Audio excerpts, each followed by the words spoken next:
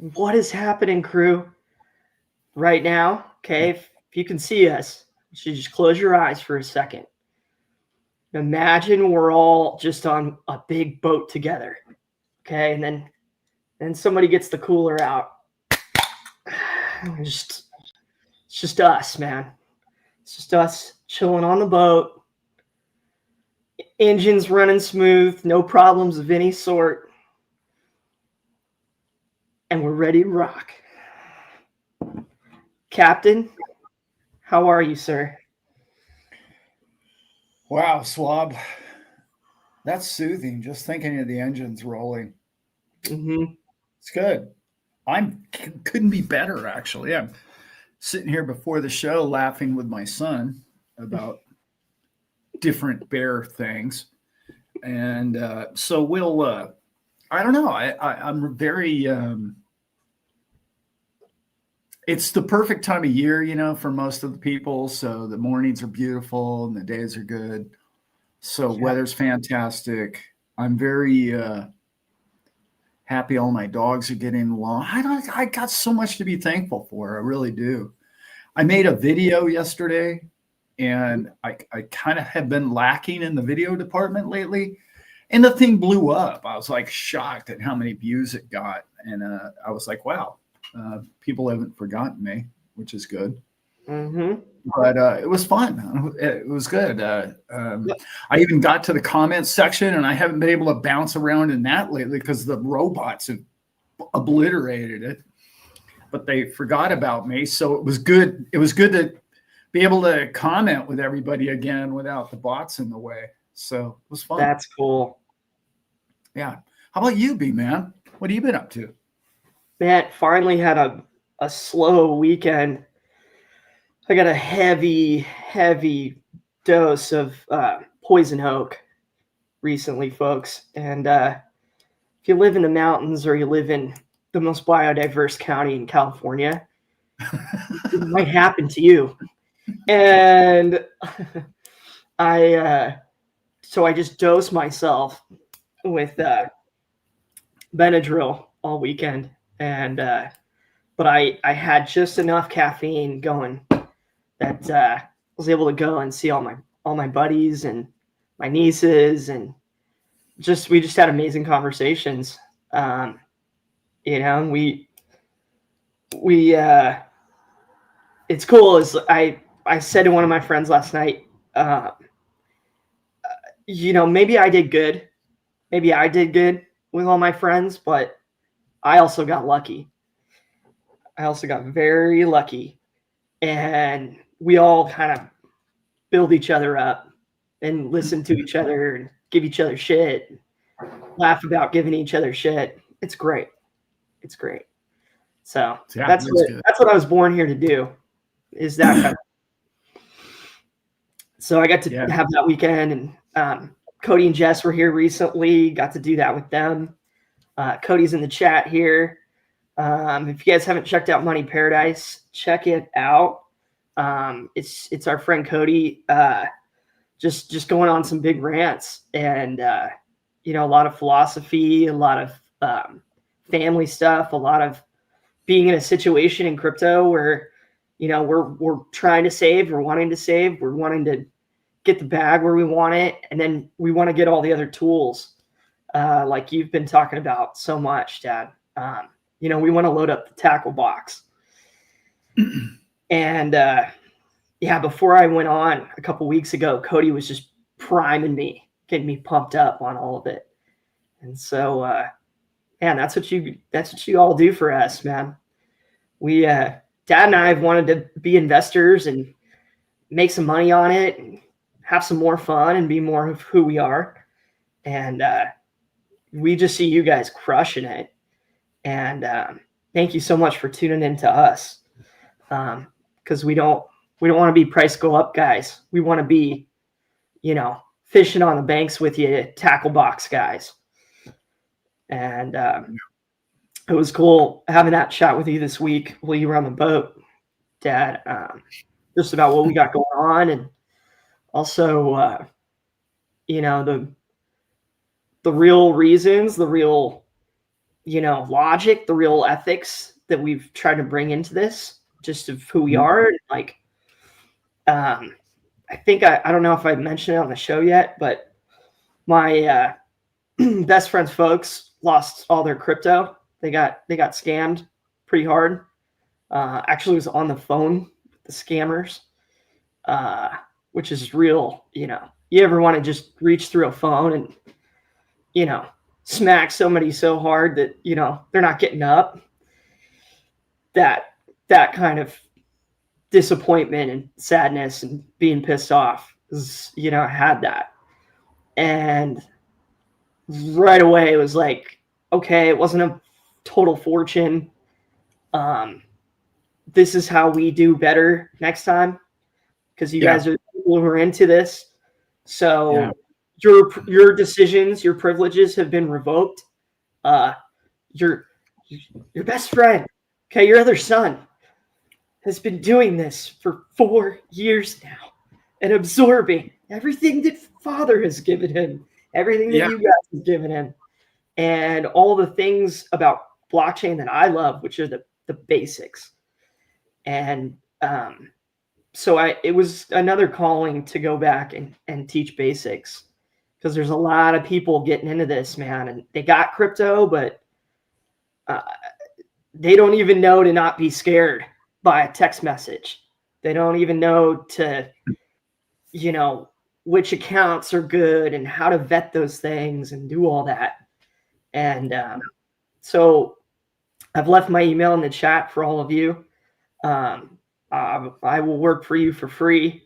I will never screw you out of what's yours. I wasn't built that way. So if anybody ever needs help, any of your family members ever need help, we'll just counsel them. Just like Al's done you guys on the trust and other things, like we'll just give you some advice, keep you out of the weeds, and we'll try to do it right for each other. Best you can do. I thanks for bringing all that up. It's so important to remember each show. I have to reach out. He knows who he is. I hope he's watching this show. I'm sorry, brother. I lost your phone number. Okay. And I'm going to out him, but Starbucks, believe it or not, his last name is Starbucks. And so I don't want to use his first name, but you know who you are. Call me. I know you have my phone number. I can't find your phone number. I've searched it in my law. I've searched everywhere and I cannot find your phone number. I have some information for you about all the coins you lost. And I want to talk with you and your daughter. Look, we're not a wayward home for people with lost crypto, but we are a place, okay, that you can, what everybody needs in crypto is this one thing, okay? You need one friend and a speed dial. And okay, I'm on the phone with this guy and he's telling me to put all my crypto in this account. You need to get off the phone and call your friend.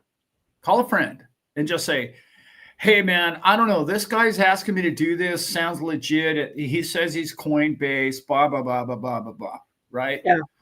And what do you think? And your friend ought to be able to say, hang the phone up. Don't call them back. They're going to blow your phone up. Okay.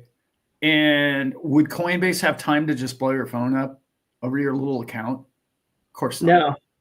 Right? Simple logic there. So that's key. And everybody knows Molly. I'm sure everybody knows Molly and her story and her heart-wrenching story that she went through and was public with it. I don't think she's made a video since. It was brutal on her. And she was trapped in that whole thing. Very intelligent lady. Obviously, we all know how smart Molly is. And she got conned. Okay. This is happening to almost all of us. And we need to call a friend angle and just say, oh, whoa, wait a minute. I'm in too deep. I need to call my, it's sort of like AAA, right? AA programs, you have a mentor. You have somebody that you can call. And Yeah. when something happens to you or your family or friends and you have money on the line, let's say it has happened, then you need to go hold of Brent and Allen or Simon or somebody that can help you with this stuff. Simon's really good at it compared to the rest of us. But Yes. I will tell you, having a crew member on your side, I mean, even Cody's good at that kind of stuff, and everybody else. There's a lot of people that have time for you. And I know you think you're alone in this, but you're not. Look at this chat. You're clearly not alone, right? No. So anyway, yeah, it's a great. Please, Mr. Starbucks, or if you're his daughter listening to this video, please call me soon. Okay, call me. I've lost your phone number. I don't know what I did. I get a couple of those and I lose them. And I know I shouldn't have, and I can't find it in my phone log. Anyway, so glad you brought that up, Brent. Yeah. Zippy, Ron, T.O., Cody, the Code Man, Simone. Yeah. We got Sammy in the house. We got background sounds in the house. Background sounds. Yeah. My brother, Northern Living. Let's make more content together, bro.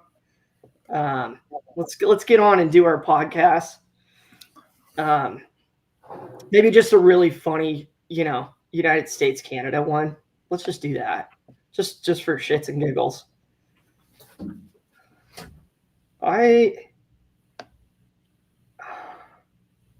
Hi Becky. Becky, please send an update on how the fam's doing. I put out a lot of energy, put out a lot of prayer. Definitely, I was just trying to not talk you out of being nervous, but give you a little encouragement on that. I've gotten to help birth like 4 children. I've worked in hospitals doing it. It's a thing. It is a thing. And I'm so excited for you guys. Teresa, hi. So yeah, much love to you and your family, Becky. I want to say a quick shout out to Gabriel. I posted in the chat here about what had happened. He sent me a really nice message. That kind of thing means a lot to me. So thank you.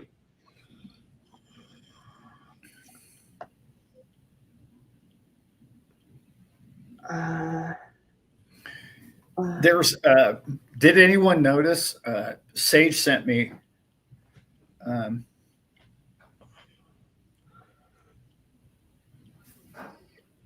yeah. Thanks, man. Thanks, Mike.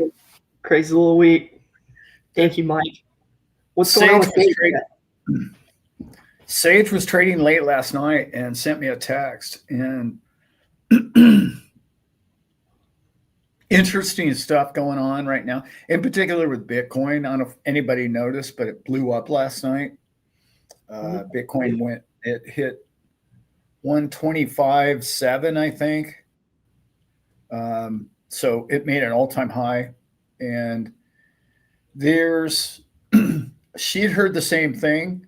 There's another guy that was on the, I don't know, CME exchange or whatever the exchange it was, and he basically came out and said, no more Bitcoin. It's gone. Like literally the cupboards have been getting bare.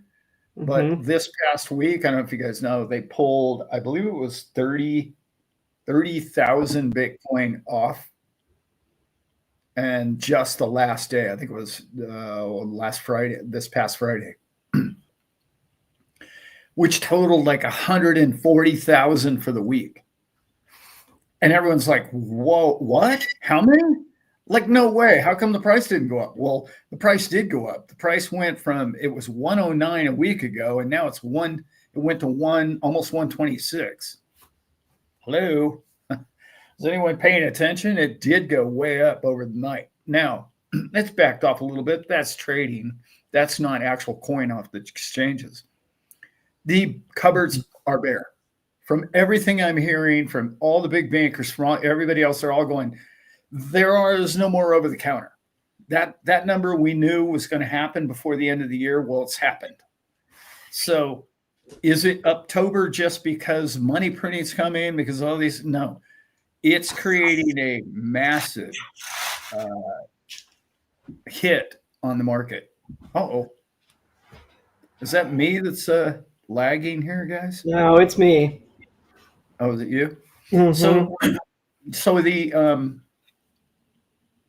the coins are gone. Everybody's obtained them. If you look at strategy, if you look at the exchanges, or you look at the ETFs, they've all bought all the Bitcoin, right? And now there's a lot of talk, and it's not just talk. There's a lot of scarcity in Ethereum. Now, Ethereum's running the same problem. Now, they have way more coins on the exchange, but still, people earn, well, since we know they changed, they're no longer proof of work. Ethereum's now proof of stake. They stake coins. So you can make money with your money somewhere around 8%, I believe it is, with Ethereum annually.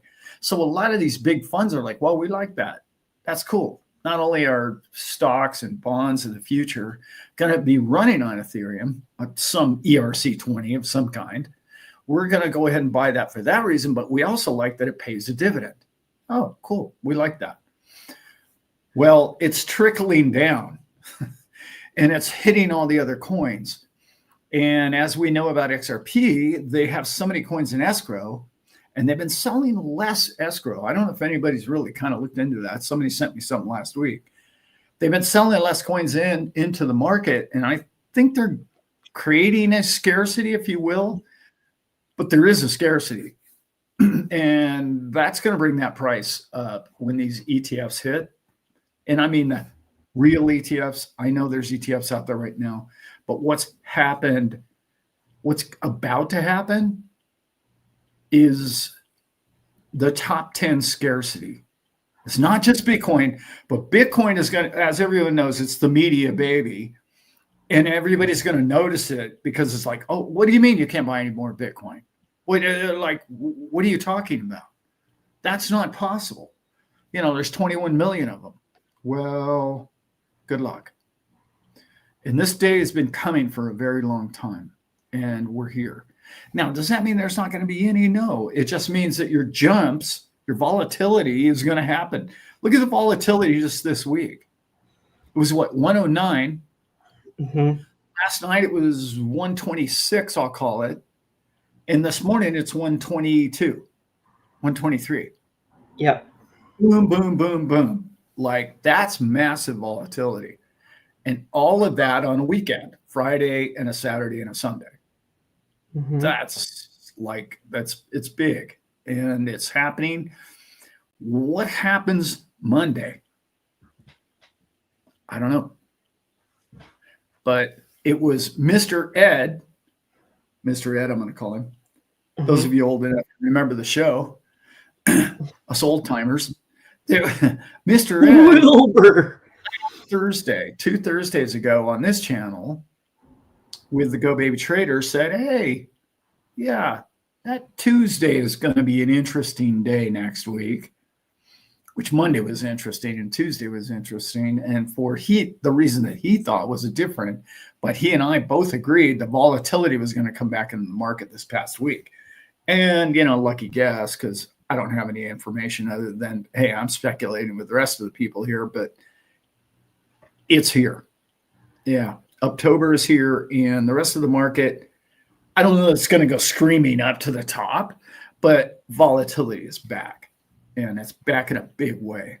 And you know because Bitcoin's the one doing all the moving. When Bitcoin does all the movement like that, it's like people will get out of Bitcoin, and then it'll trickle down into Solana and Ethereum and XRP, and then, you know, XLM and all the rest of them down the line. So everyone kind of has all that figured out. Mm-hmm. What's everybody doing in the chat? Okay. Becky, can I show him? We can doing that. I think that's what Becky's message meant here. Plus, we were all praying for him.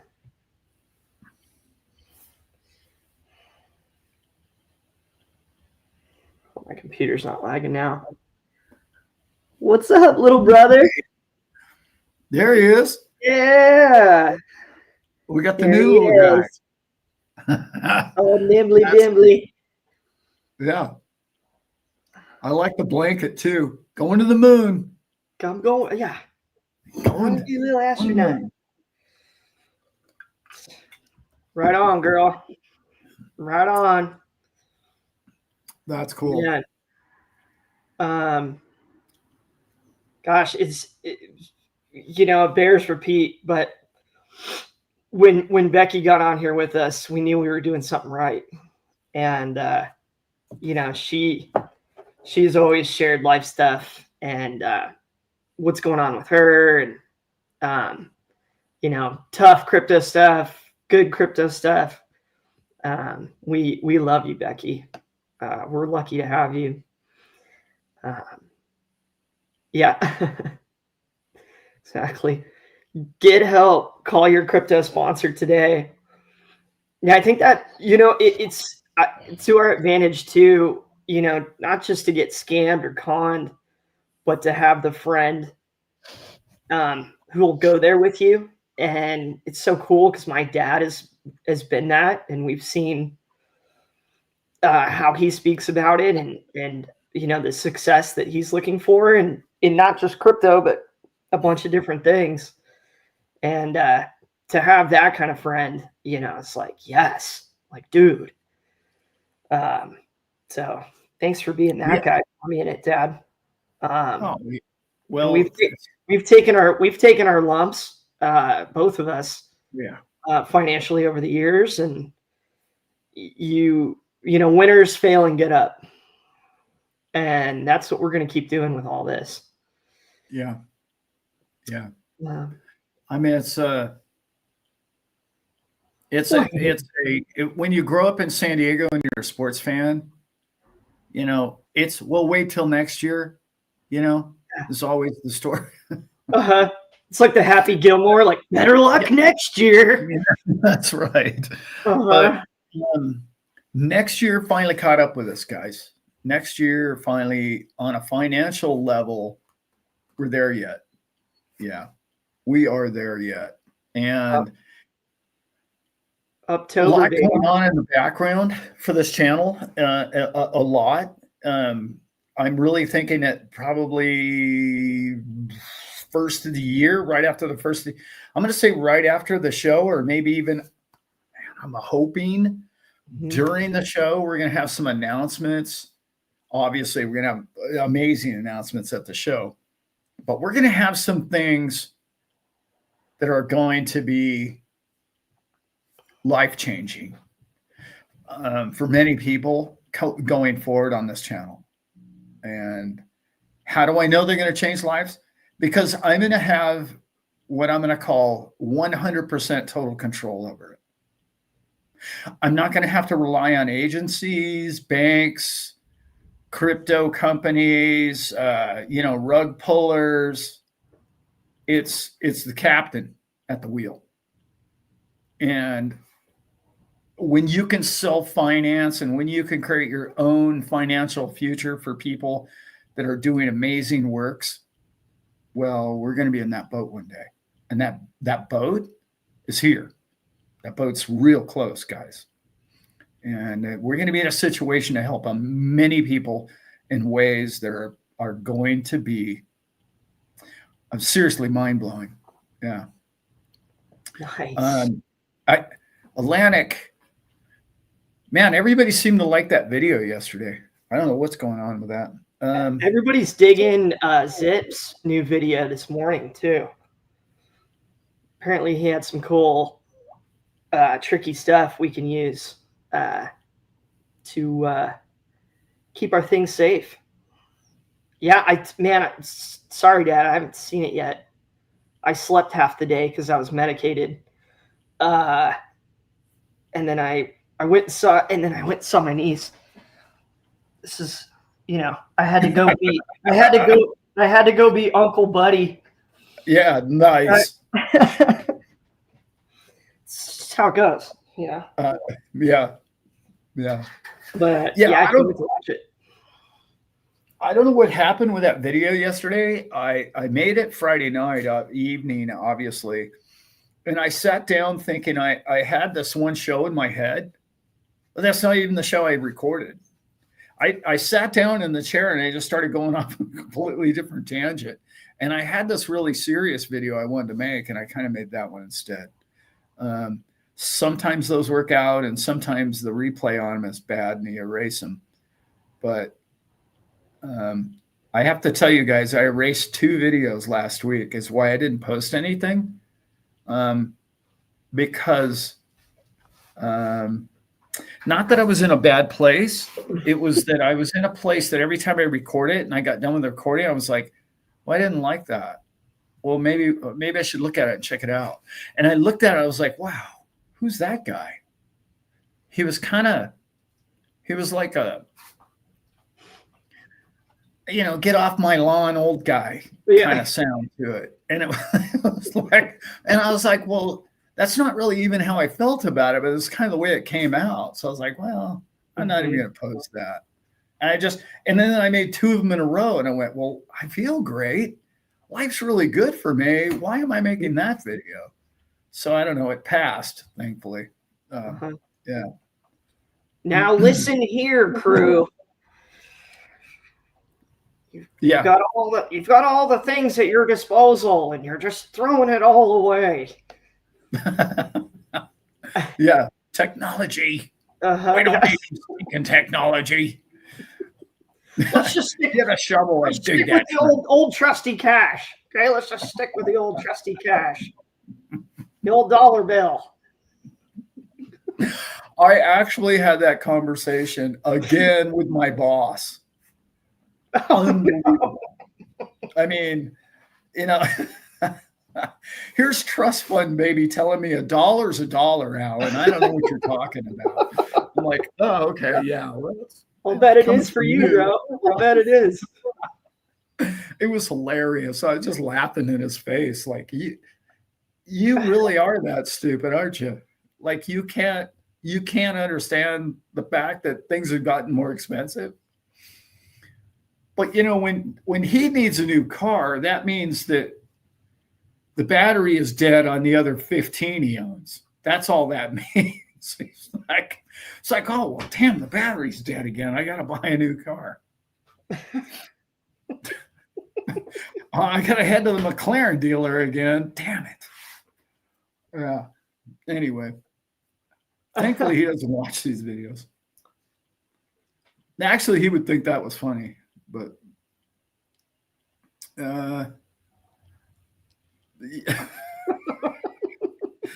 yeah, some cool comments in there. I'm a grown man. Kind of, yeah. Ron. Kind of, you and me, we're maybe 95%. It's like, which one of us is going to say the inappropriate comment to each other first? It's going to be our new contest, bro. Ron's referring to, anyway, we won't get into it. But okay. Anyway, Ron is, he's his own man, like you all are. Yeah. Mm-hmm. Yeah. He knew that would crack me up. That's the only reason why I posted that on there. So let me talk about what's going on. Let's get serious about something real quick. Okay. First of all, now, not to be conspiratorial here whatsoever. I'm asking legitimate questions. Okay. I'm serious about this. There was a bill passed, I want to say, gosh, 2 years ago about crypto. And it was a prelim to the stablecoin bill. Only it had legislation in it. Sorry, I don't remember the name of it. But it said basically that you can't be a bank and own crypto. Okay. And then you can't be a bank and create stable coins. Yet, I don't know if anyone noticed or saw this. I think it was yesterday, Friday, it was at least. Ripple became an international bank, international trust bank. Okay. Now, I happen to know they have a stable coin, and Mhm. I know that they don't technically own XRP. Well, sort of they do, but I'm wondering how they got around all that. I'm saying to myself, how did they pull that off? Because banks are intentionally making sure that people can't right today use a stable coin. So for me, I was like, how did they get that through?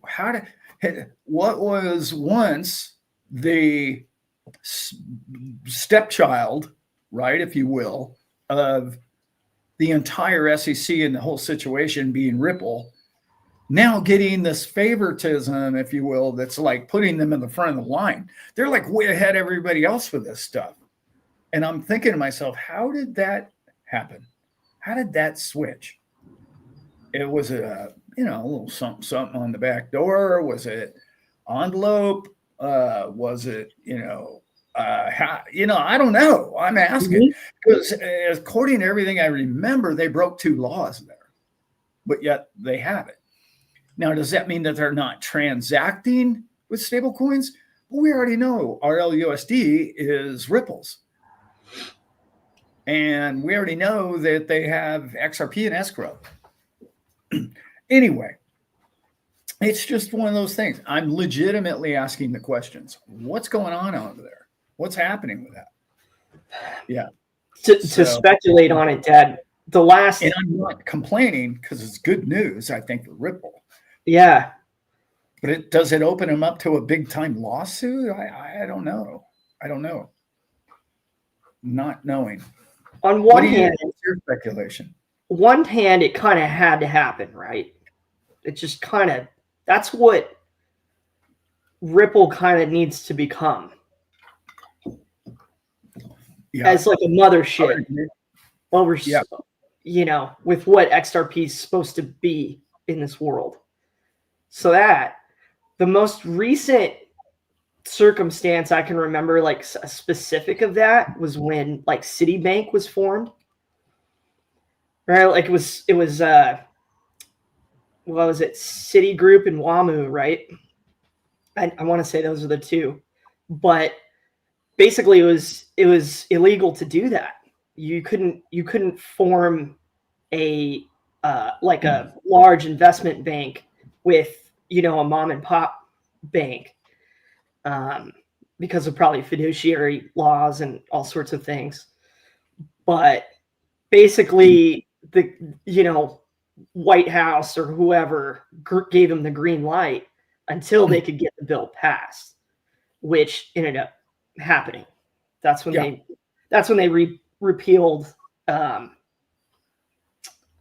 uh, they made Graham Leach Bliley, and like it was that whole period, when derivatives market came out, all those things. So they're all kind of gearing into that. Is this one of those signals, Dad? It's gearing into that, whether it's Yeah. legal or not. This is the chosen path that who's who in money is adopting. Yeah. Now I'm And asking. yeah, that's interesting. I mean, yeah, it's nothing but question marks.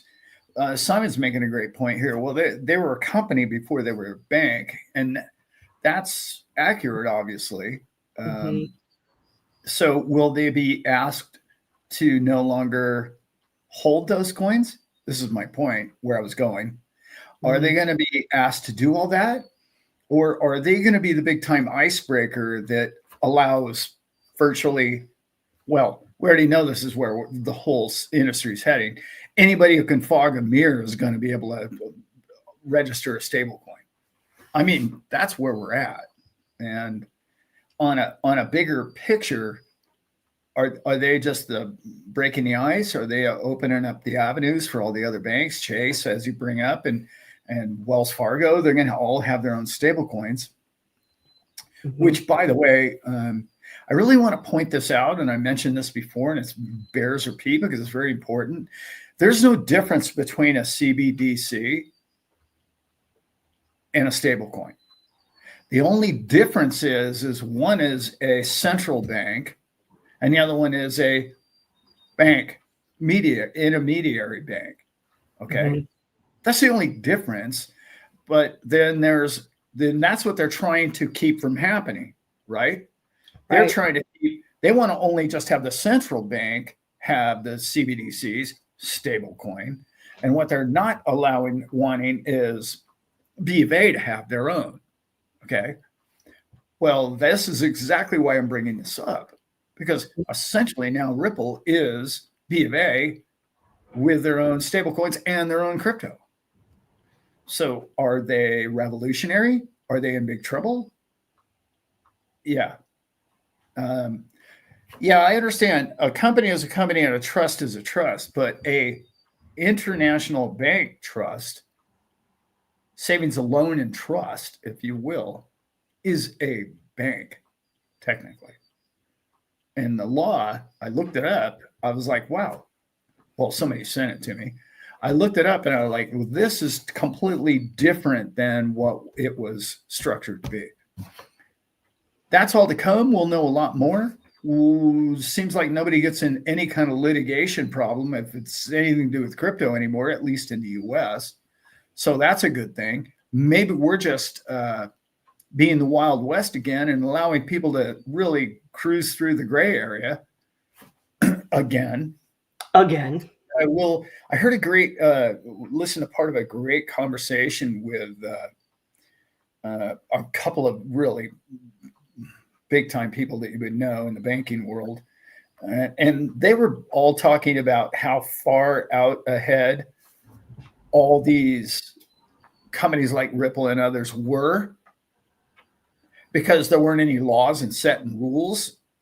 But now what's happening is, now that they've let everybody in the door and legitimized it, all the companies that actually did their due diligence and are a true bank and recognized as a true financial institution, and they did it the slow, methodical way with the crypto, are going to be the base case now. And so what I'm concerned about over the long run is like Chase, Manhattan, and again, Wells Fargo, those kind of people being the leaders, because let's remember there's companies out there like massive institutions, right? Goldman Sachs, right? Who are trying to capture something. They're trying to capture a market. But let's remember, the market is going to make stable coins what they are. In other words, how do we put this? The public, retail, and now I'm going to use retail in a different word now. Retail, meaning Costco, is going to create their own stable coin. And Costco is going to say, hey, you know what? If you use our Costco bucks, you'll get a kickback, like you do on your card right now. Yeah, you're already doing it with credit. They're already doing it with credit, right? That's going to happen in a stable coin form. And they're going to say, hey, look, here's what's really cool about our stable coin. We have a deal with Sam's Club. We have a deal with whoever. Totally interchangeable. You can use our credits at their credits. Oh, no. Use our credits this month because we'll give you a bonus credit for every credit you earn. And you ask yourself, well, how are they going to be able to do this? It's created out of credit, out of nothing. Only they no longer need Visa or MasterCard to do it. They can do it in-house, be their own credit company. Okay. And all you got to do is get the public going. And what I mean by retail is I'm talking about retail establishments and retail end line user. You get that marriage going, combined with everybody in the world who wants to take their paycheck and turn their Zimbabwe dollars into US dollars, they're going to go immediately into that US stablecoin. Immediately, globally. Now, let me finish that whole thought process real quick. The beauty of that is this. The one manipulation to all mankind for beginning of time, pretty much when it comes to currency or money. Why do we have a Mexican peso and a US dollar? Why isn't one called a peso and one called a dollar, and they're used in separate countries, but the evaluation's identical? The evaluation should be identical.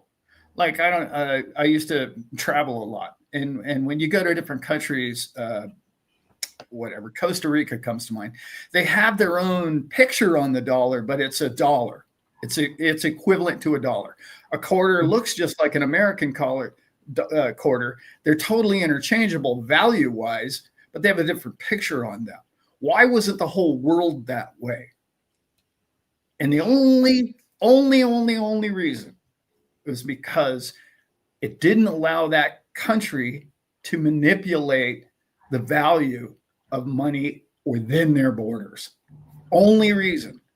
So they didn't do it because it was the betterment of their people. They did it for the betterment of the government and the people that were defrauding the people. Well, now that we can get the stable coin and everybody who can fog a mirror create one, if you can all get them to be one evaluation, and I'm not saying it has to be a US dollar, probably will be, but if you can get it to be that evaluation, you have created the global value, all being equal, just different pictures, which will eliminate the country's corruption over its people. I know it's enslaving in some ways, but it doesn't allow the prime minister of a nation just to willy-nilly take care of all of his buddies. Can't do it. I hope that all makes sense. I didn't mean to go on a full rant, but that's exactly what the opportunity before us is. I like that rant a lot, Dad. You know, going back, you know, talking about XRP, you know, what you're kind of saying is like, okay, you know, maybe it's a possibility that they just did their due diligence so well. A lot of these other big banks, like we know B of A's already tested it, you know, are going to run with this system. It needs to be first. And on the second part of that, what I was thinking is just, are all these other banks ready, or going to do it right? Or is it all just going to be divided up again in different stable coins or different credit? And it just turns the whole brand new system into a slog. Yes. Instead of this fast, bang, bang, bang transaction, anywhere you want, whoever, wherever, bang. And yeah, I think what you said makes a lot of sense. Now, Cheryl's making a really good point right here. And okay, I want everybody to understand what this is. She's absolutely correct. That would be a globalist way to control the value of all mankind. Yes, this is what I'm saying. It's a double-edged sword. Yep. Okay, there's a lot bad with this. But what's coming out now is what's happening in Europe. You know how they're in a mad rush. I think it's going to come out before the end of this month. Is their euro dollar is going to be all digital, right? And you heard what the Prime Minister of the UK came out last week, right? Said you got to have a digital ID to get a job in the UK. That's not what I'm talking about. I'm talking about the free will of thousands of different coins in different places, all based on one evaluation, not one leadership. The leadership is what fails us always. They call themselves leaders. They're not leaders of men or women. They're thieves and they're crooked, and they've always been that way. We need something to strip their ability to manipulate and lie and control. I don't know any other way other than crypto. I just don't. It's one of my favorite things. The biggest advantage to tyranny, to fight tyranny, is crypto. And I've said it forever, and people think, oh, no, crypto's bringing us to tyranny.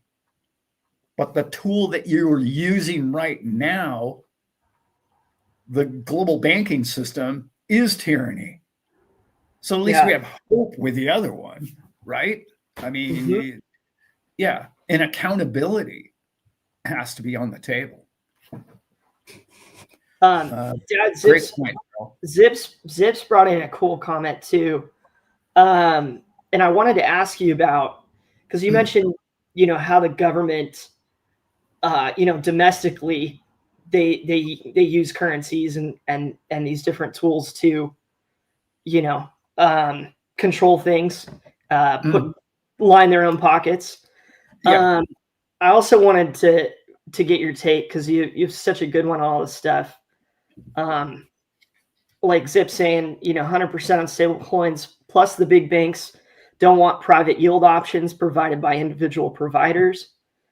As part of that corruption and pocket lining, like we all understand the petrodollar and its history since World War II.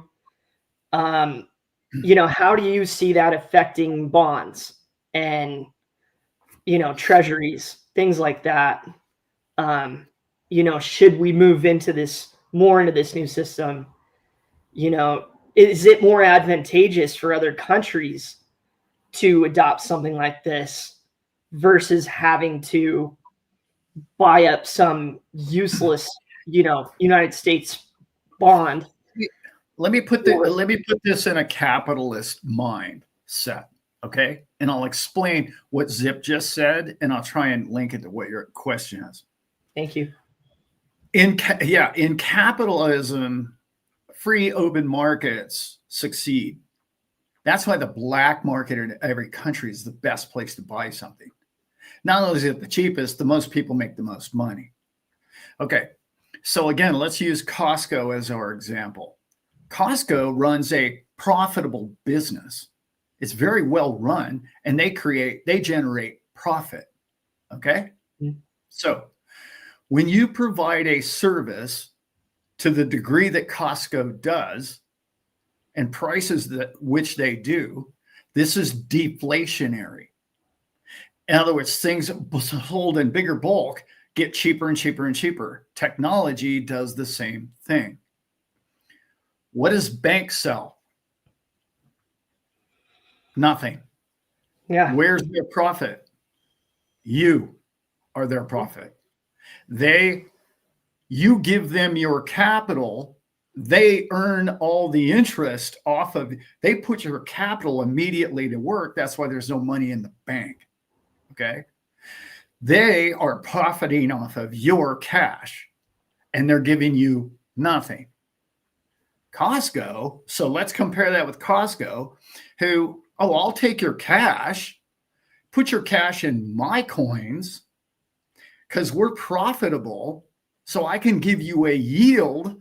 I can split the profits to keep you shopping in my door.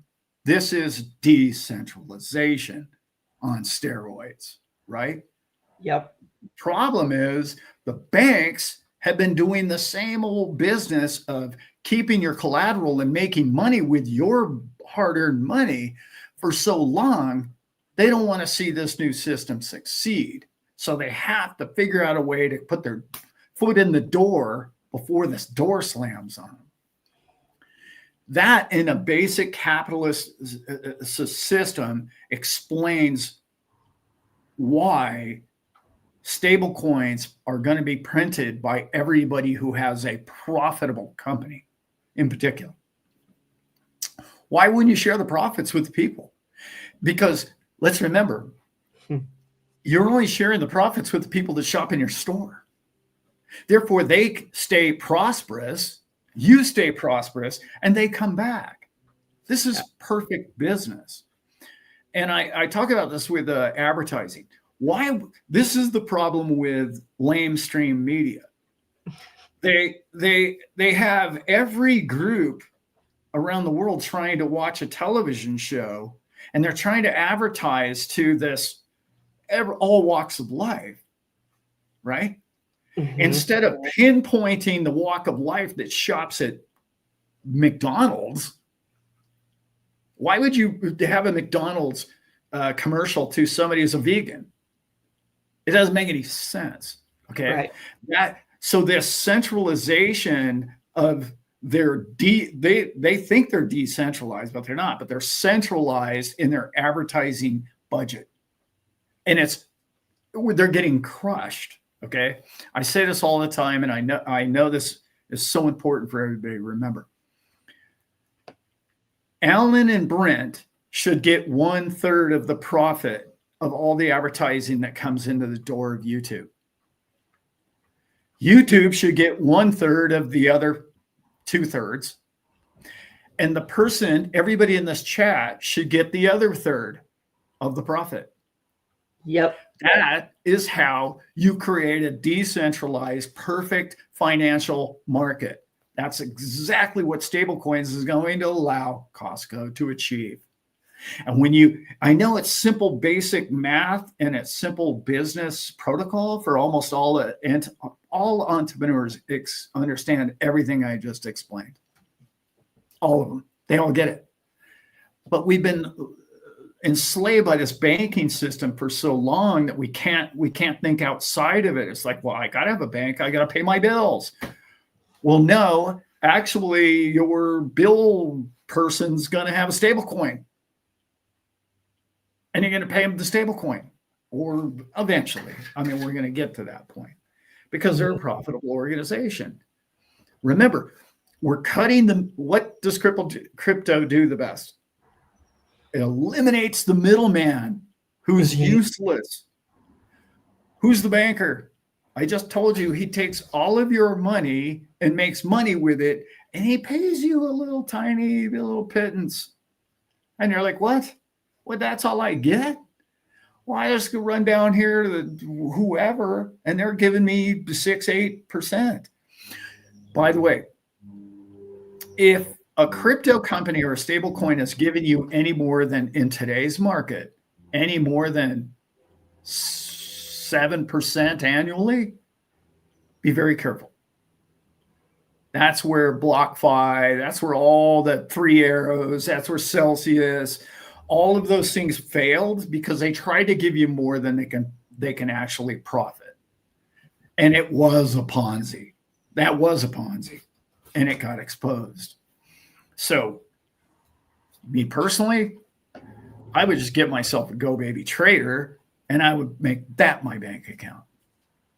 Because you're making, I don't know, 3, 4, 5 guaranteed % a month. I mean, not guaranteed, but the market would have to stop trading for you not to make money. Right? So that's why Go Baby's the place you want to put your capital.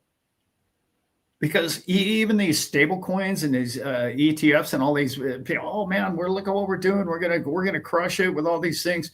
They can't make a consistent 4, 5, 6% monthly. They say they can, but they do at risk, and be very careful of that. So anyway, I didn't mean to slip the Go Baby in there, but you know what I'm doing here. I just think it's powerful for people, and I'm so happy that people are using it. Yeah. Cheryl was talking about. I didn't answer the bond question. The bonds are done. Yeah. Corporate bonds will exist. Muni bonds, municipal bonds will probably exist. But your central banking cartel, nobody's going to buy those anymore. I mean, they will because they'll buy them through the stablecoin. But yeah, that'll be the only place they buy them. Say it wasn't this gradual transition, Dad, but that was kind of the hot thing today. Okay, we got to get us some XRP on the books, and we got to start actually using it. Does that kind of transition, like, if bonds are going away, if that's just not going to be the thing, does that crush markets and cause volatility in that process? I mean, theoretically, hopefully you could 1-to-1 it whenever that, institution or country or whoever wants to exchange it, and hey, we're doing this, and we're going to have this on the books, and this is what we're actually good for, instead of printing a bunch of bonds, per country. Who knows how many there are? It's like stocks. Do you see like an easy transition into that and stability in the market, Dad, or do you think there'll be some tough times ahead? I do. Okay. There's people in this chat right here, and I'm reading some of them. There's people like you and I are a big fan of. Somebody mentioned Market Sniper. Yeah, we've been a big fan of his show for years. He's providing a trading service. It's quite pricey, but people are making a lot of money with it. Okay. Go Baby Trader, people are making a lot of money with it. I have other trading platforms that people are making a lot of money with it. And does that mean they're going to make money forever? No, it doesn't necessarily mean that. But at this point, I would say the technology is caught up with the supreme human being that was the perfect trader working for Goldman Sachs for 20 years. Okay. Technology's caught up with that guy in that seat. And we've duplicated man's skills probably better than he ever was. Sort of like what's going on with cars, right? Like, I don't know if you saw the latest report, but Monday, version 14 is coming out of Teslas, and it's blowing people's minds. It's a better driver than you are, period. It's up to 500,000 miles, and it's never had an accident or something. It's just absurd. But anyway, that technology, again, is deflationary. So the more advanced it gets, the harder it'll be to make a buck with it over 5, 10, 15, 20 years from now. Okay. Those margins, or that arbitrage between the trade, will get finer and finer and finer. And then you'll have to come up with a whole new different AI angle of making money. However, between now and then, the next, I don't know, I'm guessing 2 to 10 years, these are the ways to make money. And it's easy money. I mean, money's never been easier to make if you're in this chat group, if you're listening to channels that actually are helping you and doing the research in the background, instead of just filling your mind of fear and problems and the bankruptcies and what's going to happen and total collapse, and buy your cat food, get in a bunker, and buy gold, and just sit around and just don't do anything, and wait for the neighbors to try and get your canned cat food from you so you can shoot them in your front yard. Yeah, right. There's those channels, and then there's the other channels that are out there that are going, hey, I'm making 5% a month on this. There's MSTY, there's bigger trading groups that I can get you involved in. If you're a multimillionaire, you can put $1 million in there, and those guys are crushing it. And the opportunities are everywhere for all of us right now. And the only reason why you think, well, why isn't everybody doing this? And the answer to the question is, well, why didn't everybody a year ago buy XRP? They would have 5x their money, and they didn't. Why didn't they? Because nobody believes anything unless it's on the TV. Period. And even half of that, they don't believe. So like people don't believe anything I say. ever. This group does because they've been following our show long enough, Brent, to where they go, hey, well, I kind of trust that guy. Hey, that worked. This is working. Mm-hmm. But if something doesn't work, I'm going to be the first guy to do an emergency broadcast and go, whoa, stop, get out of this. Okay. Yeah. Yeah. Yeah. Yeah. Yep. Yeah. And my buddy Rob Cunningham puts it the best. And I've been saying it for years, but he puts it so well. He says, listen, scarcity does not exist only between your ears. That's the only scarcity we have. Yeah. And people can't live there. People don't understand it. They only understand the lack they live in. Yes. And every time they start to get a little bit ahead, they start thinking to themselves, oh, well, wow, it's going to end one day. Or, I'm already seeing it with the Go Baby Trader people. It's like, wow, I'm doing really well. I want to tweak it and make more. It's like, yeah, there is man's problem. It's like, look, if you got something good, know it's good, understand it's good, live with it, and own it. Own it and know it. And then find another good thing and another good thing and another. You know your father. That's the story of my life. It is.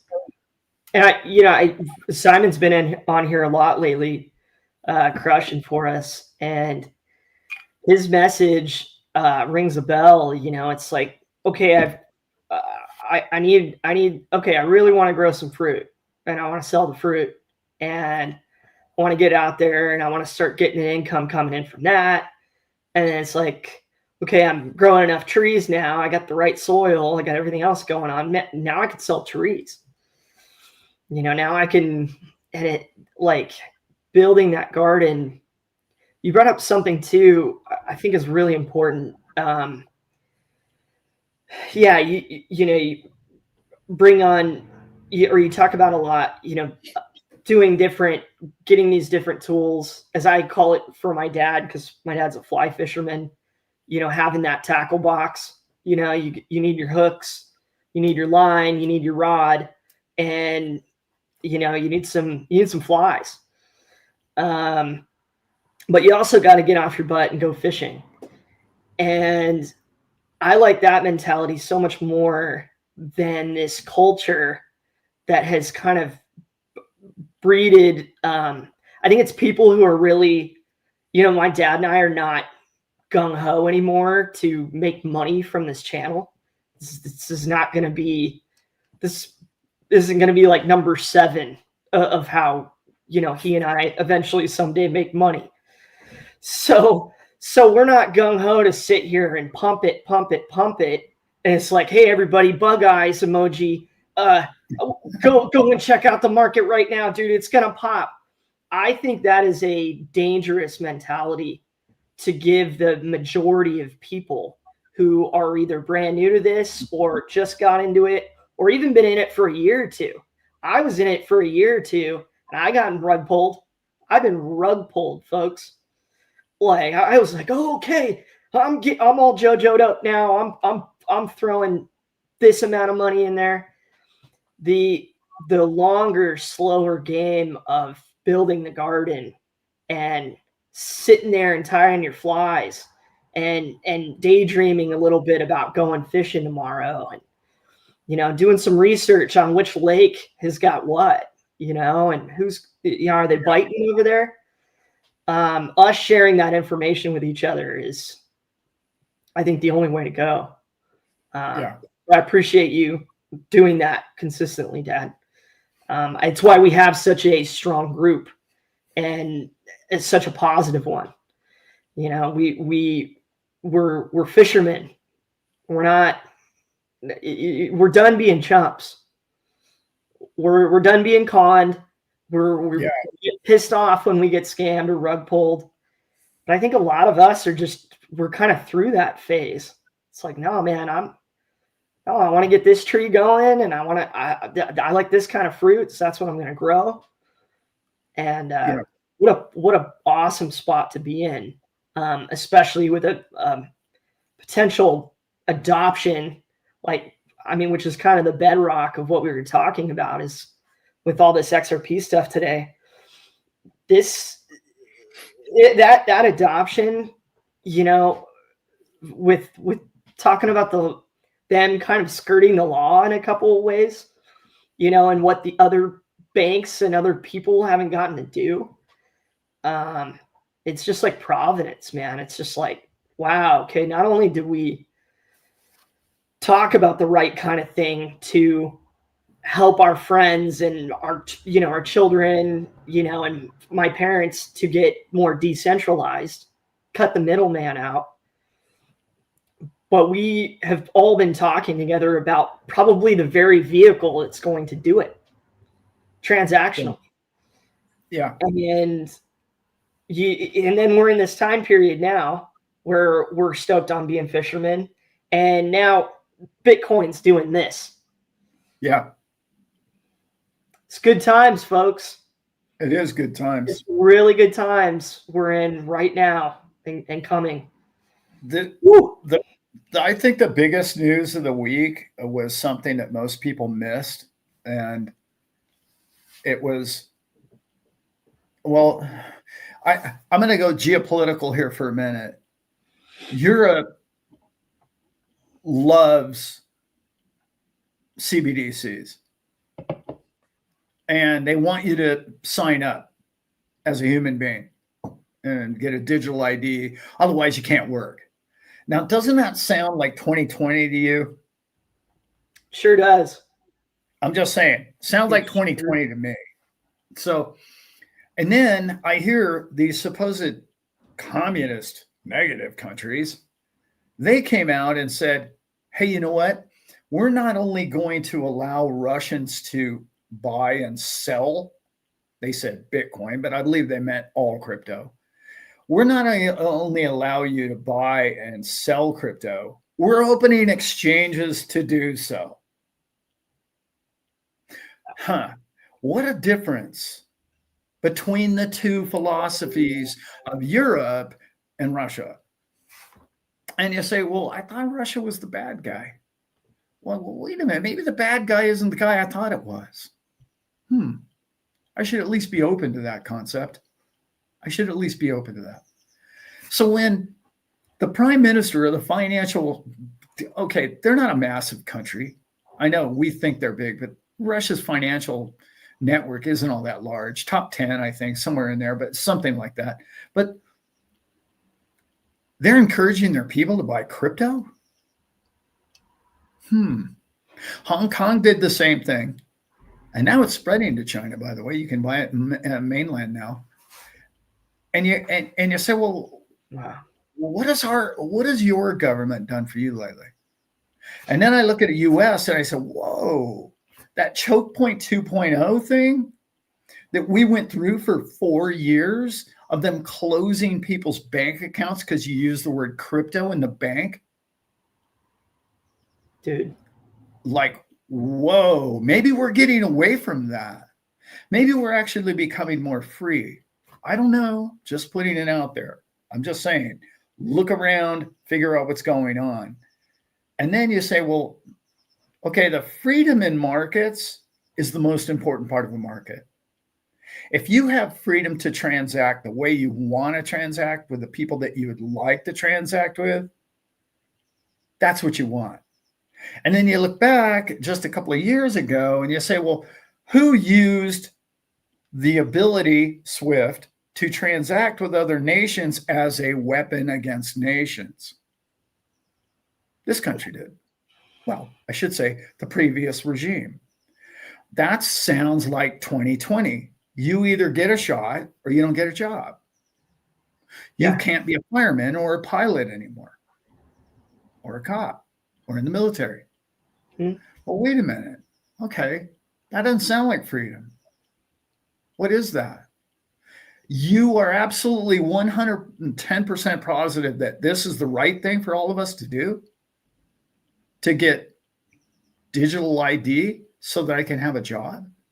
Why do you need digital ID? You mean to tell me that you can't like trace who I am already?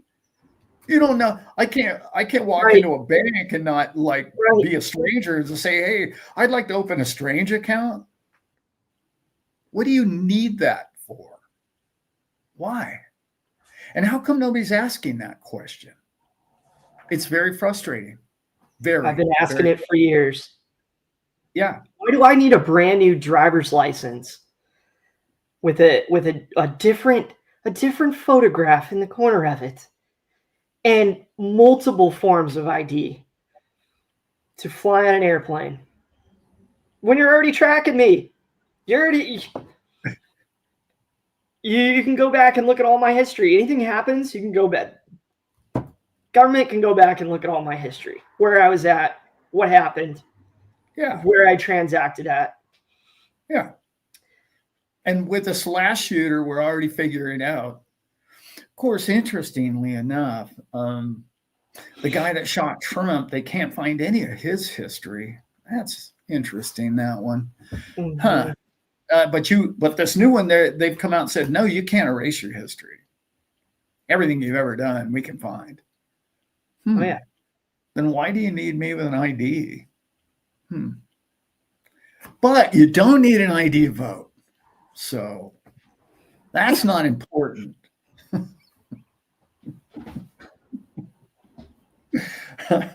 That's why who was it? God, he's brilliant. He one of the great American authors. Now I can't remember who it was. Which one? Oh, the best. My favorite, one of my favorites. Anyway, he said if voting was important, they wouldn't allow you to do it. Yeah. That's right. That's what he said. Yeah. Anyway, Mark Twain. Mark Twain. You know, the government IDs. My dad explained this to me years ago by giving me the example of like the Coronado Bridge, and I'm seeing that happen in my town right now. Coronado Bridge. Somebody went and did the math, and they realized that the whole cost of the project, which at the time, what, in the 60s, was huge, 60, yeah. Huge price tag. But over that time, I think we were charging people like 50 cents. Yeah. Back and forth. 50 cents. It had already paid itself off, right? Decades ago. Ago. And so why would we still be charging people this amount, this tax? It's because the government's not good with money. The town I live in, not good with money. And so what happened? This parking structures that are fueling our, like, the only places you can park to give the lifeblood into our downtown and our community and get people all down there, jacked up the prices, and then they just started cutting people tickets, like yours truly, because I parked, my tire was touching the line. It was inside touching the line. And that, to me, Dad, is a mismanagement of money and a taxation that we should not be having to budget for that and accrue that. No. That those things should be automatic for citizens, for people. And any kind of system that we can adopt, yes, there's scary tyranny things that could potentially come down the road. With crypto, it's my only concern about it at all. But is that system just so much more efficient, so much more decentralized, so much more honest that I'd sign up for it today? Yeah. I signed up for it 5 years ago. Sure. It's just better. When you privatize anything with money, it decentralizes and gets cheaper and cheaper and cheaper. That's a fact in the history of man. When you centralize it or put it in the government, it gets more expensive. And then nobody can figure out where all the money went. And I'm like, whoa, wait a minute. So I just a firsthand example. Okay, I traveled to, I think 11 states, Elizabeth and I did. And literally the worst roads were in California. Literally, that we drove on. They call it a coincidence or whatever it was, the particular roads that I was on. Yet they have like $1.75 a gallon tax. Yeah. And you would say, well, it should be paradise. I mean, it should have perfect roads. Uh-huh. And I don't know how many more times mankind's going to be stupid enough to fall for this one. Well, this new tax is going to get rid of all the potholes. I've heard that since I was a kid. Yeah. The potholes aren't going away. No. The potholes are going to be there. No. Because that isn't where the money's going. See, you can't do that with the private sector. You can't just willy-nilly. I forgot the economist's name, but he basically said, when you put people in charge of other people's money, and then they don't have to be accountable for it, it's not that they're bad people. It's just that they're human beings. Yeah. Well, I can spend the money on anything I want, and it's somebody else's money. It doesn't come out of my pocket. Oh, hey, we've all seen the movie Dumb and Dumber. Like, I mean, that's essentially the what we've allowed them is like, well, no accountability and just spend the money. It's like crazy. I wish they'd figure out where every dime of it goes. And they were trying to do that, and nobody liked it. Yeah. Mm-hmm. That's it. Yeah. That's as good as money, sir. You might want to hang on to that one. You might want to hang on to that one. No, yeah, you nailed that point I was trying to make, Dad. That's the accountability. And it is human nature. I hear stories about it all the time now because we do this channel and people talk to me about this kind of stuff. Everybody does, but private sector, we're all, Renegade was alluding to it earlier. We're all doing business with each other. You know, your example that you made of Costco is doing really good business. You know, let me give them a cut. Let's keep enough for ourselves to keep ourselves relevant, lights on, making money. We can continue to hire staff, all of that. Bring in new product. We're all doing business with each other and trading. And if I hire you to build my house and I front you, you know, 250 grand or whatever the cost of materials is, go to you, the contractor, and you just go and fly to Costa Rica and go do, you know, a 5-day hippie session. And then you come back and you're like, dude, I can get a pretty sweet car. Dude, I can, the money's in the bank, dude. And you're not showing the results. You're not committing to building my house. That kind of crap doesn't fly between people. No. And it shouldn't. It shouldn't. I'll give you, for instance, of something I'm kind of, it's in the background, and you'll kind of, those of you who know what I'm up to probably will figure this out. But one of the concept or ideas that I have is, you know what DAOs are, right?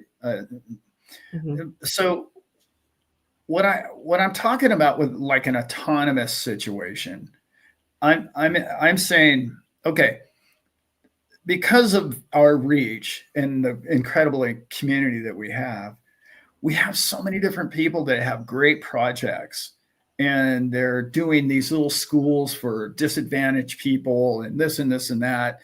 And there's so many things I'd like to hand them money if I could, you know, or one day I hope to be able to do so. But the problem of it is again, even though they're heart and they're incredible people, what happens is like the Red Cross, right? They start flying around in Learjets. And it's like, well, wait a minute, all that fuel could have went to something else. And was the meeting really that important? Why did you just get on Zoom? It's like we could have fed more people or saved more people, whatever it might be. So everybody falls into that. So one of my ideas is basically to put it into an autonomous trading system. You might figure out which one I'm thinking about. And you say, okay, let's say it makes, I don't know, a few percent a month, guaranteed. You put in their name a couple $100,000 or $1 million, right? And you put that in that charity's name in the trader. But you make sure that nobody in the organization can touch the principal, period. The only thing they can spend is what it generates monthly. And that's where your father's mind goes. And that's what I'm trying to achieve, because it will kick out money virtually forever. And they can only spend, because what'll happen with $1 million is they'll go, well, we need a new door on the church, and then we need a new roof and then the parking lot, and we need all this.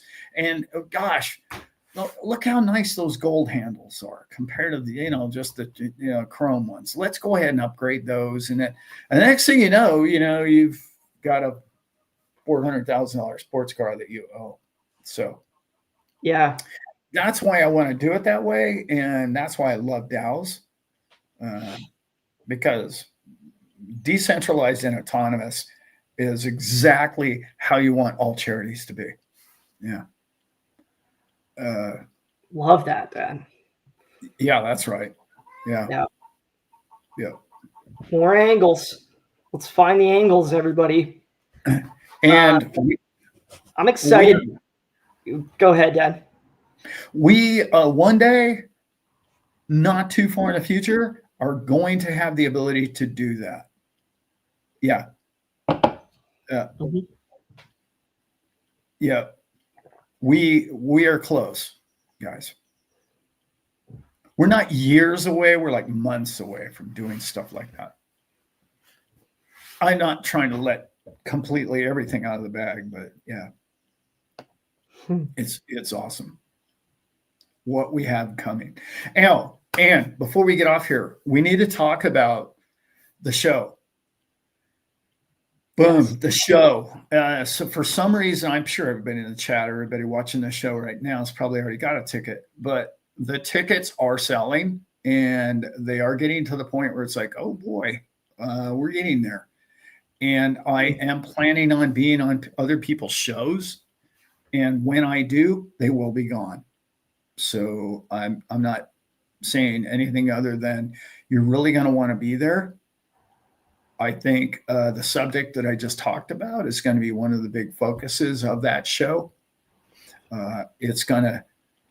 This is going to change people's lives. If you're in this room, you're going to walk away. I'm going to probably say this at the show.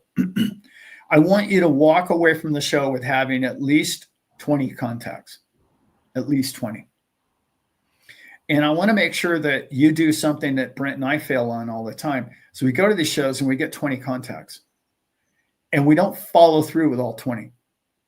Okay. Yes. What you need to do is get 20 contacts, and then I'm going to make you promise to me, if you bought a ticket and you go to the show, that you follow through with at least 5 of those contacts.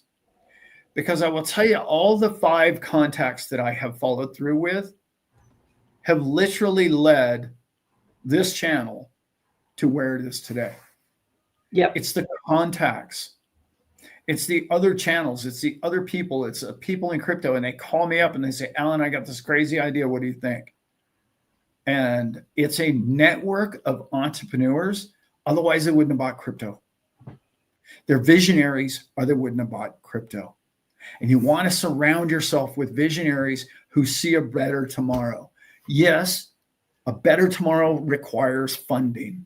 So you're going to need money, and you're going to learn how to make money, and you need to understand how money works and how money moves influence and how money opens doors for you. And I'm not saying you have to be rich to move doors, because you don't open doors, but you do need the experience of speaking with other people. because you're going to have a great idea, and there's going to be a guy, Shark Tank comes to mind, who's going to be sitting there going, all right, well, why did I give you $1 million?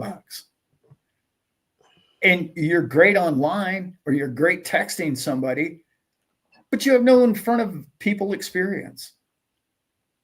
You just don't have the ability to negotiate a deal. You don't have any experience in it. And being in those rooms gives you the confidence. It gives you that, wow, man, this is going to be so cool. I've got to get in front of all these people. And even if you stutter, even if you got a problem, even if you look great in the mirror, who cares? These people don't care.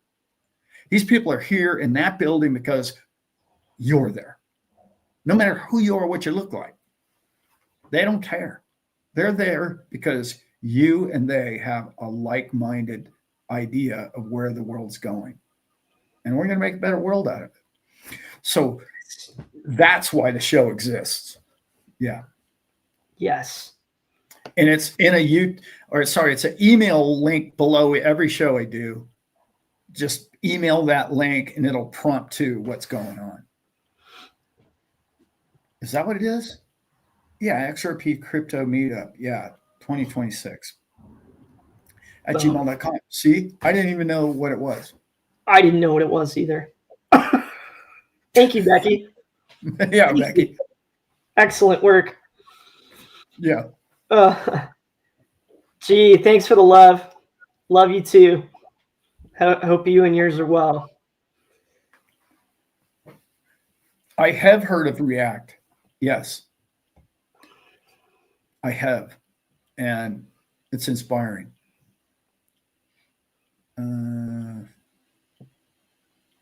Here it is. Networking with the future 1%. Got that right. Mm-hmm. You are the new 1%. Yeah. And just the money you got, it's what's between the ears.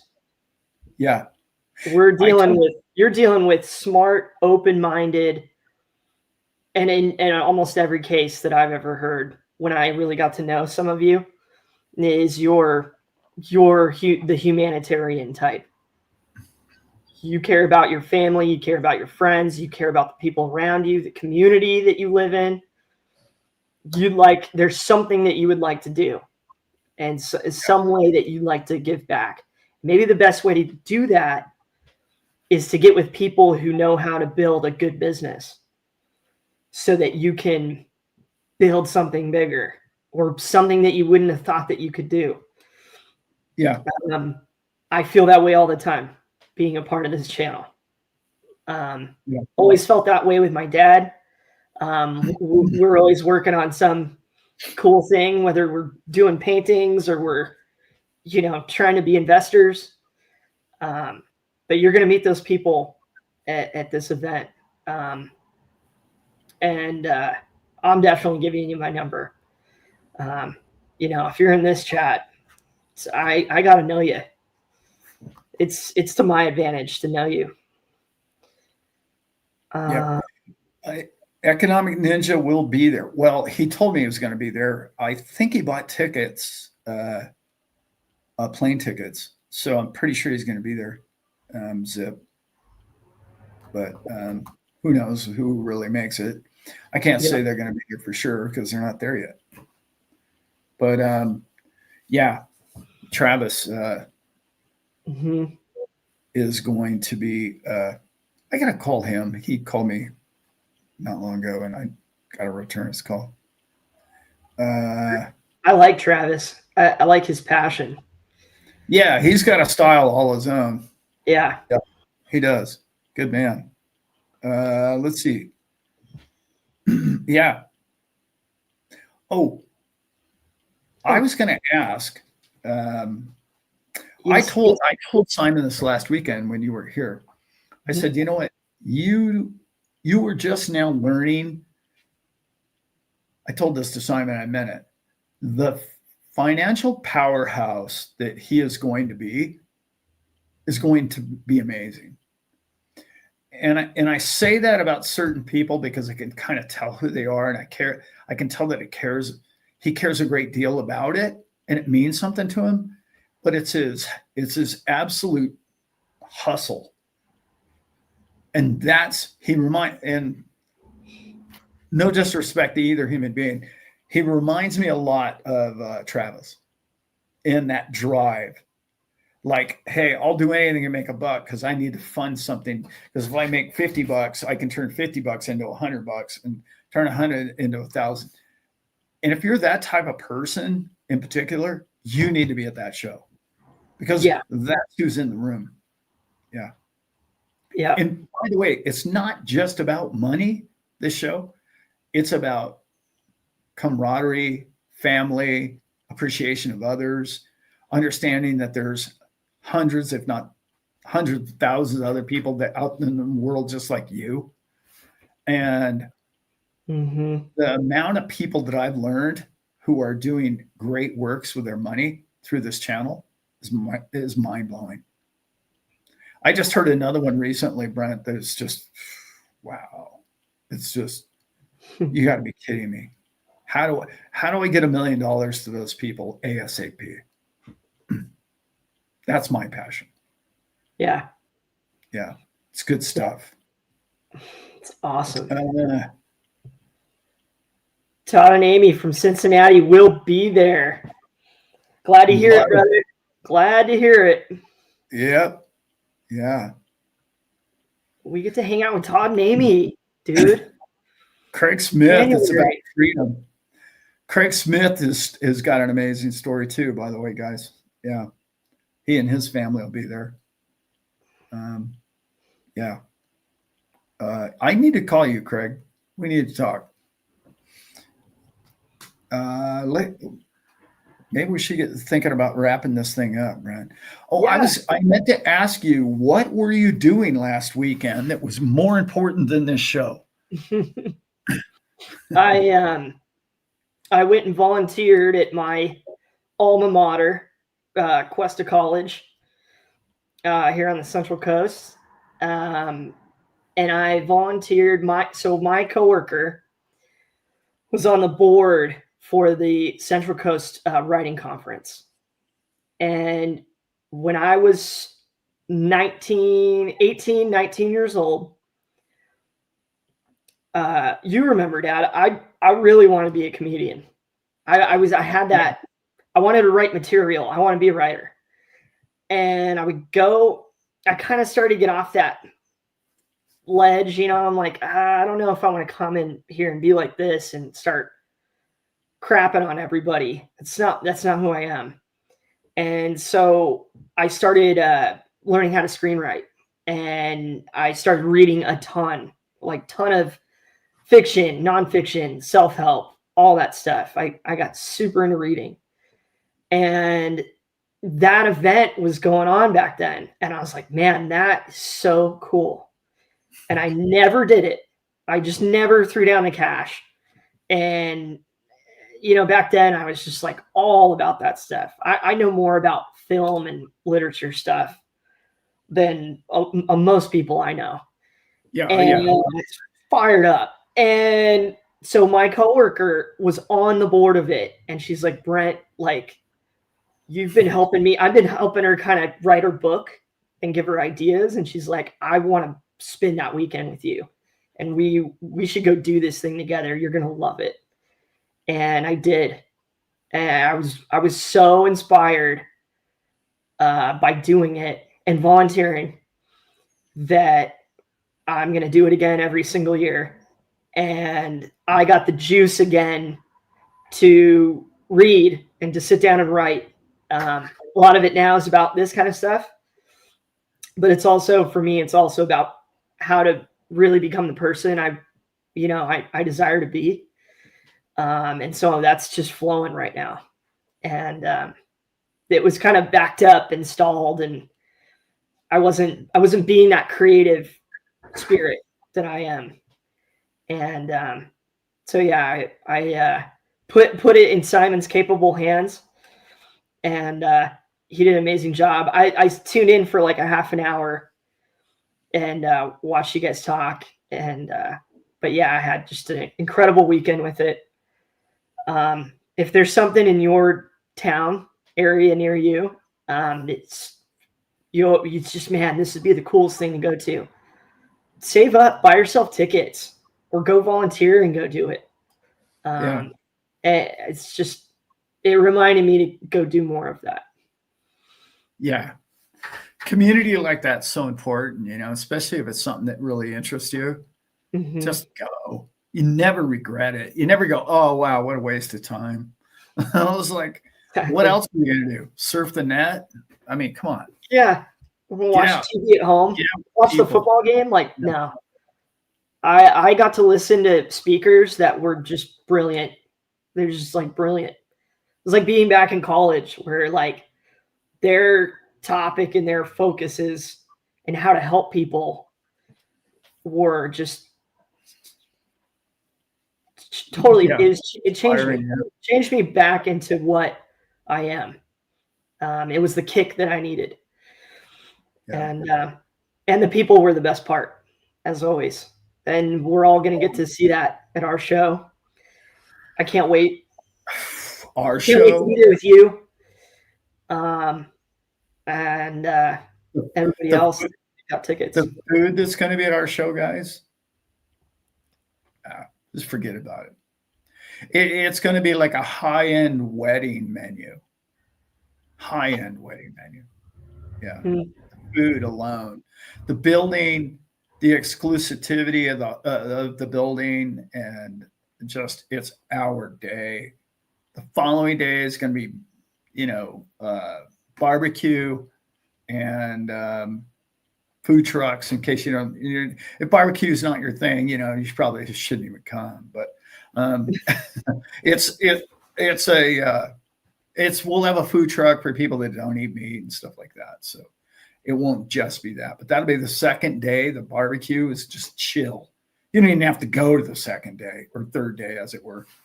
And then the first day is a golf tournament, which is, we know how much fun those are. But the event, it looks like within the budget is going to be an open bar. So I don't drink, but I know people enjoy doing that. So I don't, but unbelievable food in an open bar. I mean, I'd be able to just, consume the price of the ticket right there. That's what I'm saying. Yeah. Go crazy. Yeah. Just don't eat for 3 days and then go to the event. It'll be good. Love it.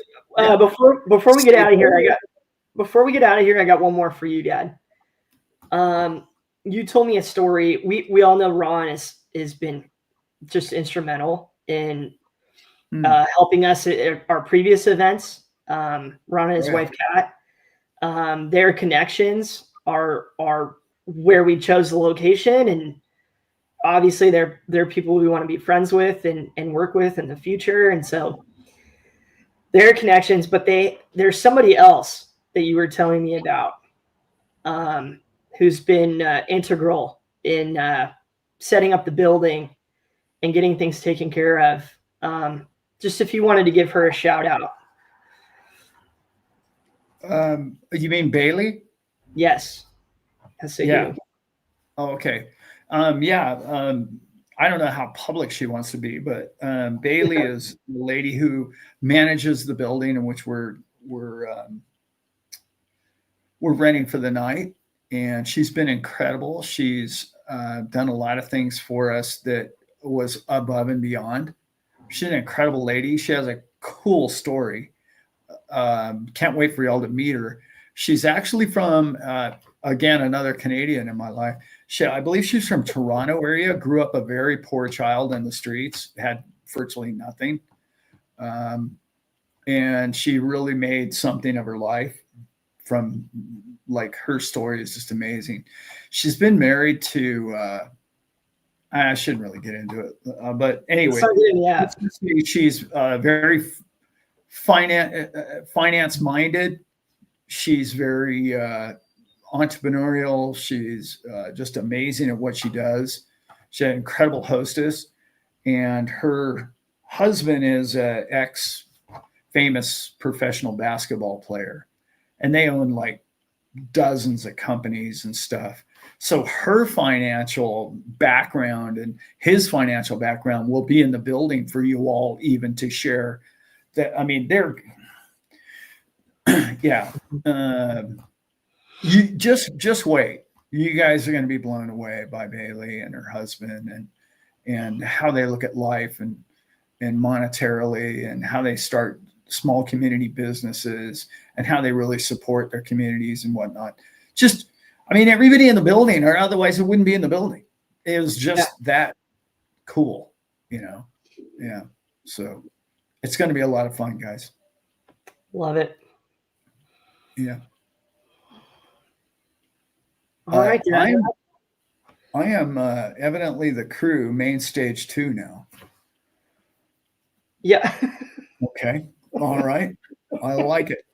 No. Yeah. It's all you need to do to get tickets to that thing is email that address that was up earlier. And just when you email that, it prompts you to, oh, hey, do you want this ticket? Do you want to play golf or not? Yeah, kind of basically. Your only decision is, do you want to do the show, which is both second day and the third day, or do you want to do golf, or do you want to do both? That's really your only decision. We are working with Bailey to try and get hotel rooms as well on a discount, but so far we don't have any of those yet. Yeah. Okay, I got to roll, B-Man. I got some phone calls to make. Same. By the way, some of the people that may be interested in meeting that are going to be there. Economic Ninja is going to be there. Let's see, Dave and Judy are going to be there. These are confirmed. Oh, Coach JV is a maybe, but it looks really good. Cool. Love Coach. Well, Cunningham will be there. Jimmy Valley now will be there. Those are just kind of the big names that you would know. Yeah. Zip will be there. Obviously Simon will be there. The Renegade will be there. Renegade will be there. My But brother. I'm missing like 5 other channels. Yeah, Mickle. Yeah, Mickle will be there. Is Molly going? Molly's going. If you name it, yeah, they're probably going. 68J, if you guys know who he is, he's going. Let's see, what was the other guy? Stone, if you guys follow Stone, he's going to be there with a bunch of people. Mr. Man's going to be there. With a mask or mask off, that's debatable. I'm missing somebody who I just spoke with just the other day. That's terrible. There's about another 5 or 10 people. I'm not kidding you. Like, I'd have to have the list in front of me. So it's gonna be good stuff. It is. Really important people too, by the way. Oh, the silver guy. That's terrible. I can't remember him and his wife's name. Yeah, Northern Living's gonna be there. So that's so you should show up. Yeah. Solar Sam will be there. Yeah. Yeah. Sam and his family. Yeah. It's gonna be fun. I don't Cody, we didn't talk about it. I gotta message you back, bro, but hopefully we're getting you there as well. Y'all can meet the Code Man, who I just absolutely love as a person. And can't wait to go on this ride with him. Can't wait to go on the ride with you, brother. Oh, by the way, Paul Barron, told me at the XRP show in Las Vegas that he would go. And Andy Scheckman will be there and his wife. So Paul Barron, I got to get back a hold of him. But yeah. Anyway, many others, as they say, and more to come. All right, everybody, have the great rest of your weekend. And get outside, pet your dog, get in the grass, do your thing.